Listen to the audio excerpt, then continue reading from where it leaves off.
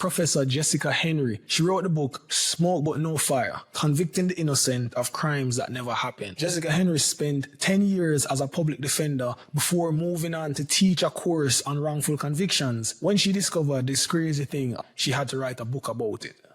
There's an organization called the National Registry of Exonerations, and they track all of the American exonerations that have occurred since 1989. And so I would, in preparing my class, often just kind of poke around the National Registry of Exonerations database. And I was looking up one case, and it was designated, they have different classifications, and you can sort the data. And so I looked at a case, and it was a no-crime wrongful conviction. So I thought, okay, yeah, that makes sense. And then I sort of clicked more to find out more information. And what I realized, and I was shocked, was that 1/3 of all the convictions in the National Registry of Exonerations at that time, 1/3 involved crimes that never happened in the first place. And I actually thought I was wrong. I thought I must have been sorting the data incorrectly. That couldn't possibly be right.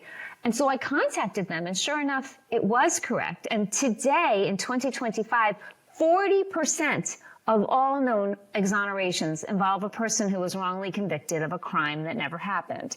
And I want to pause on that for a minute, because I was absolutely gobsmacked. I could not believe that was correct. I think when most people think about wrongful convictions, in general, they think about a crime having occurred and the wrong person being convicted of that crime. Yet there are so many people who are wrongly convicted of something that just didn't even happen. And I knew, as soon as I saw that statistic, I knew I needed to know more. And so that's how I came to write my book, Smoke But No Fire, Convicting the Innocent of Crimes That Never Happened. And I looked at sort of how this thing has come to pass.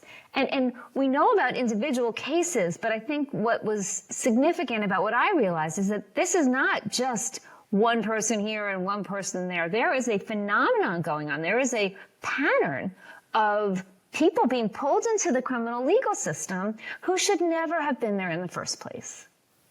Wow.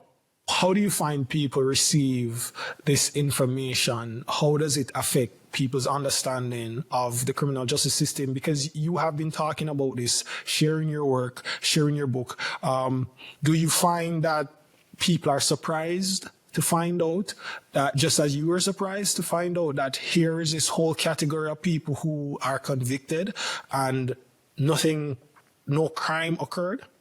Yeah, I think people are really shocked by it.